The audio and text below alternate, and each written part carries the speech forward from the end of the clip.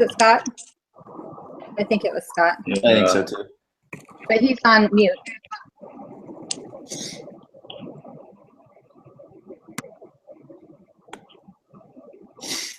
Ooh. Can you unmute yourself, Scott? Oh, he's coming back in. So he left, and he'll probably come back in. Okay, sorry, it was not letting me unmute my microphone. That was weird. Okay. All right, well, welcome. So go ahead Okay. and do the first, I don't know, how many are there, 20? Do like 4 maybe? Okay, all right. So for number 1, I got D, all of the above. Yep. Agreed? Number 2, I also got D, all of the above. Same. I put something different, so we'll talk about that one. Okay. Okay. Number 3, I put C, money is a bail. I put something different. I put B. Same. I put I put B as in boy. Did anyone else put, how many people put B? Me. I thought I did.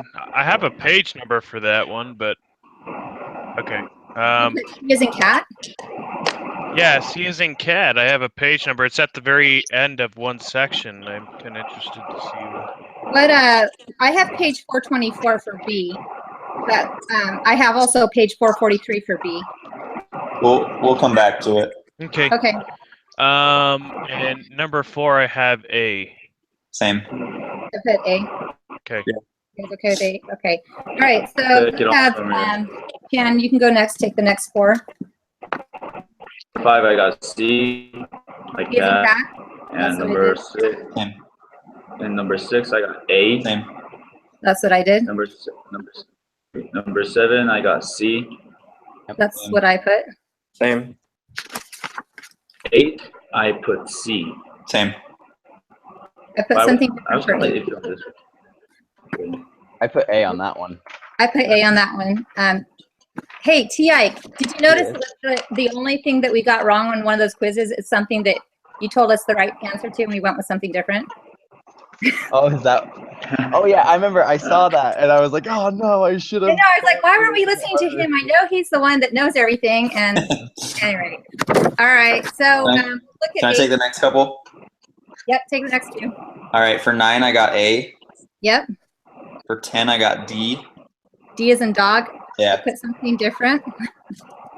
I 100% am okay with different answers on some of these.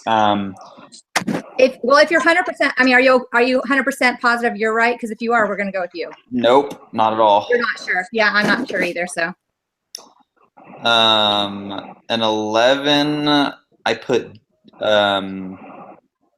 I didn't get an answer for 11 actually, but for 12, I put D. okay, I put something different for 12 and 11. I put C as in cat with a question mark. For 11, I put C as well. Okay. That's what I put for 11. All right, we're going to keep C for 11. Yeah. All right, who wants to take the next ones? Chad, do you want to take some? Yeah, I can. Number 13, I got B. Yep. That's Same. what I put. 14, I put B with a question mark, but I wasn't 100% sure. I was B or D. I'm gonna go with B then. If you went with B. I put D. Oh god. I didn't know just because, like, I don't know. I wasn't sure on either, but I put B with a question mark. We'll talk about 14. Okay. 15, I put C. C as in cat, I did also. Same. 16, I put C as well. I put something else. All right, but maybe half my problems are wrong because this was kind of confusing. All right. I'll take the last 4. All right. Well, I haven't done any either, but yeah, you can take them and then I'll go over the review. Okay. So 17, I got B. As a Agreed. boy. Same. 18, was this one a weird one? Yeah. No. Okay, so 18, I have, it's either C or D. I know that C is correct, but I'm unsure about A or B. Do you? I believe I put C. I'm pretty sure it's D as in dog. Oh, okay. Oh. I'm pretty sure. But we can talk about it. Okay. And then 19 was the weird one because A and B are the exact same. Yeah, it's a C and D typo. are the exact same. Yeah, and I think it's Go ahead. supposed to be stagnation exists when prices rise and unemployment rises. That's correct. And so that's what we need to put when we find that in the answer key. All right, and then 20?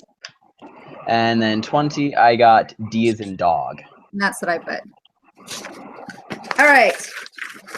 I mean, I hate to make Yike stand out, but No, it's if he says something more than most people, I just feel like he might be right. Well, that's only if I'm sure about it. Like if I'm not sure, Then we'll go with the wrong answer, and that's the way it is. So, all right, let's go over 2. So number 2, when we say that economic fluctuations are irregular and unpredictable, someone said D, right? Is that what you guys said? I put D as well. So I put C, but let's just make sure some other thing besides C is correct. So the first one, the relationship between output and unemployment is erratic Mm-hmm. and difficult to characterize. Well, they said, I don't think they said, I think they said unemployment rises when output goes down, didn't they? yeah, page 422. It actually does. Yeah. So if that's the case, and then I believe C is correct, then it should be D for everything. Okay, so D is correct. We'll keep that. And then number 3. Yeah, number 3. I had it at the page number, page 423, Okay. and it's right above the reality of short-run fluctuation sections. It says, All right. Go ahead and read it. it just says, according to classical theory, to understand these real variables, we need to look behind the veil. And if you look up that whole last paragraph is talking about how to understand the short-run economic fluctuations, how money is a veil, and that you need to look behind the veil. Yeah, but if you go down to the next paragraph, it says most economists believe that classic theory describes the world in a long run, but not in the short run. Ah, So well, classic theory doesn't help us with the short run, just the long fair run. enough. Fair And enough. at the end of that section, the last sentence of that section on 424 does say, our new model focuses on how real and nominal variables interact. So Okay. it's B. 3 is Fair B enough. is boy, right? Mm-hmm. Okay. That's what I got. All right, now we're going to number 8. Number 8 says, which of the following shifts aggregate demand to the right? So what did you guys, I put A, but what did whoever answered that put? I think I put C, but I'm not. C with a question mark. I Put what? C with a question mark. Did T.I. put C? So I put A, and I know I put A also. I know for sure that a decrease in income taxes would shift the demand to the right. Would it? Let me think about this. Let me make it. If you go to page 431, there's that little table that just has all the things that'll shift the demand curve. That's where I was looking. Uh-huh. Same. I'm not saying I have the answer, but that's, I think, where we should look. Yeah, let's quickly look over that. Because it goes through and it talks about, so an event that causes consumers to spend more at a given price level, a tax cut, stock market booms, shifts the demand curve to the right. That's talking about long run aggregate. I think well, no, the table on 431. Is that where we're looking? That's where I am, yeah. I can Yeah, see that is the short, whatever, the one that this question is talking about. Yeah. So yeah, like it says that a tax cut shifts the aggregate demand curve to the right. Yeah. So yeah, so decrease in income tax rates would do that. And then investment tax, that's number 2. Let's see if we're correct on this one. An event that causes firms to invest more at a given price level shifts the aggregate demand curve to the right. So That an could be investment like a tax credit. credit would encourage investment. Yeah, I could agree with A. Okay. So We're okay with A? What page was it? 431. There's a chart for each of the supply and the demand on how it'll shift to the right and the left. It's pretty handy. Awesome, thanks. All right, well, I put A and I don't understand the other one, so I guess we'll leave it. And I'm glad some other people think it's A. Okay, number 10. Which of the following effects provides incentives for consumers to spend less when the price level rises? I put A. And I was looking at page 427 and 428. Someone said, what did you guys say it was? Whoever had that question? Was it number 11? Number 10. Number 10? Was that you, Chen? No, that was me. What did you think it was? I think I put D, but Oh, neither the wealth effect nor. So you put neither or, neither nor. And I thought it was both of them. So let's look on page 427 and 428 just to see if we see it. I think this is one you had to kind of think about. yeah. It was saying, but it didn't say it outright.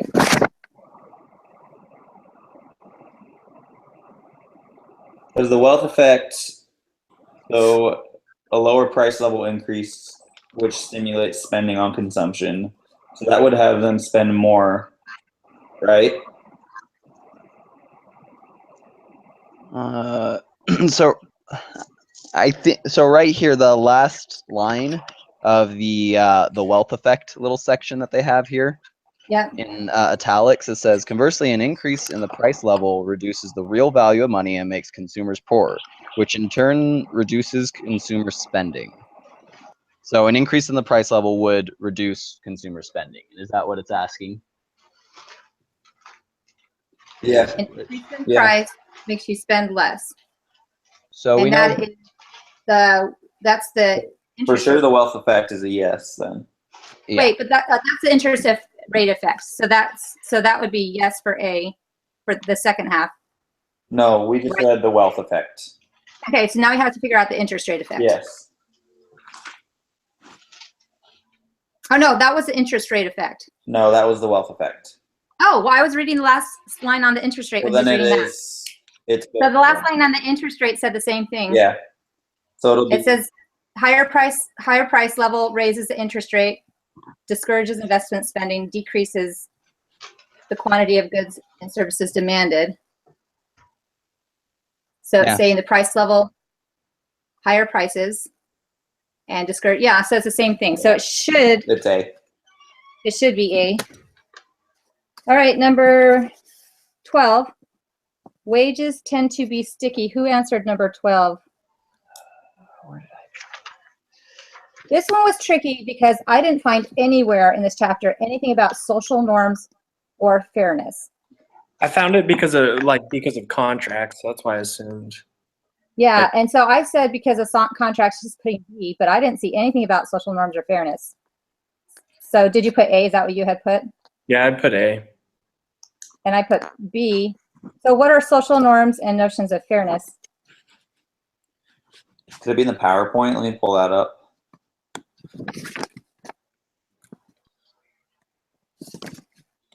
T-Ike, what did you put? I put B on that one. B? Okay, well. For the exact same reason. I didn't find anything about social norms or notions of fairness. I only saw stuff about contracts.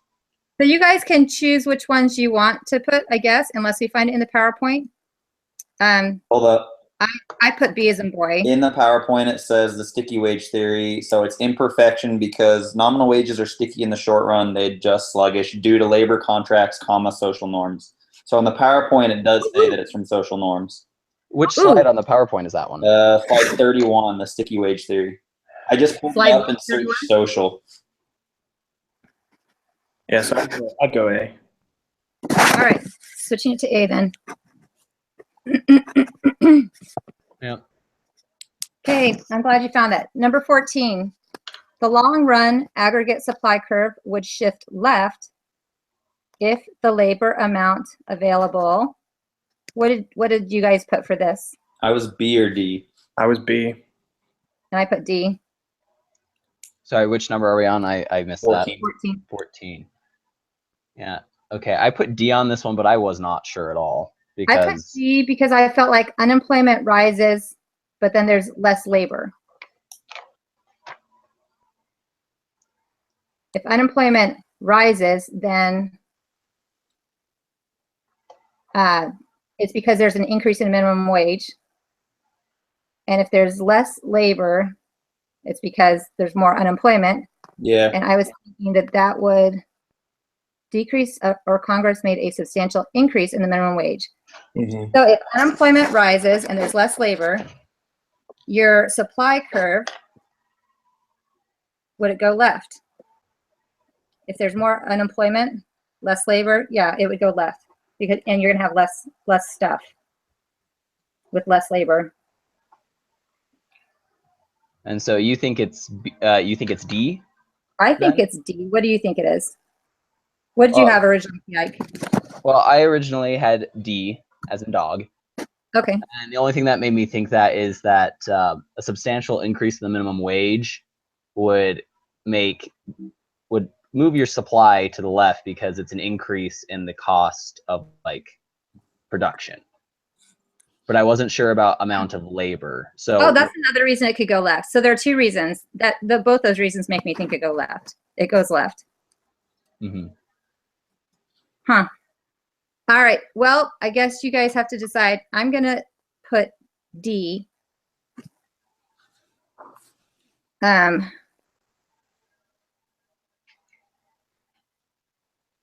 But you guys can put A if you want, I guess. And yeah, you'll have to make your own decision on that. Okay, number 16. Policymakers who control monetary and fiscal policy and want to offset the effects on output of an economic contraction caused by a shift in aggregate supply could use policy to shift. So, oh, do you know what? I'm pretty sure I'm wrong with that because I'm remembering. No, I'm not sure. Who answered this one? I think it was me. What did you originally say? I put C. You Same. put C.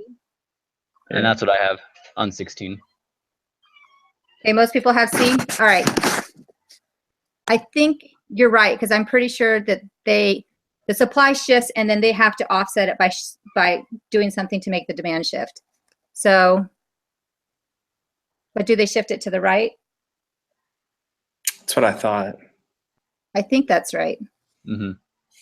All right, so we'll keep C. All right, and then number 18, I put all of the above. See, I could only find C, so I wasn't sure about if A or B were right, but I know C is right. And that's why I put it's either C or D, because I know that C is correct. Yeah. But if any of the other two are correct, then it's going to be all of the above.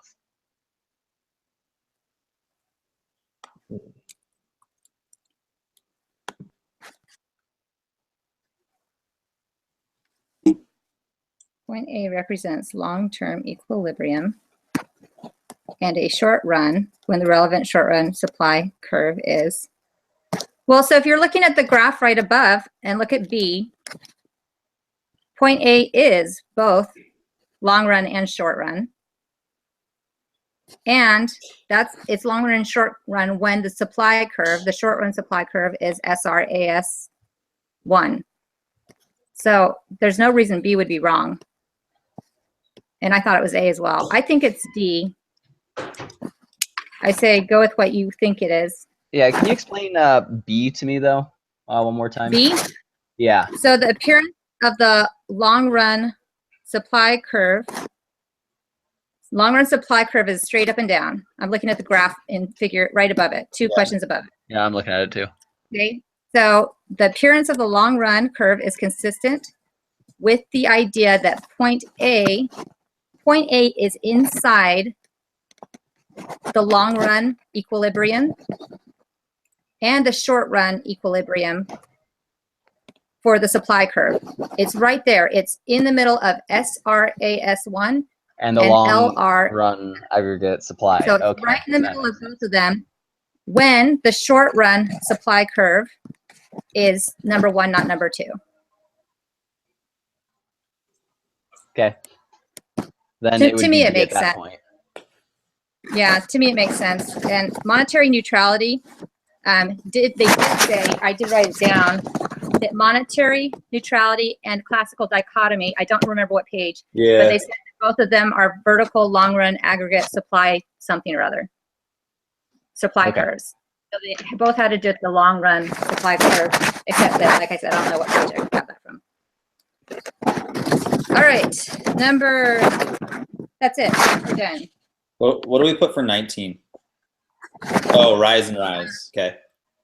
Oh yeah, rise and rise. Yeah, we because have there's that typo. Yeah. That's right. Cool. Yeah, this chapter Rise. sucks.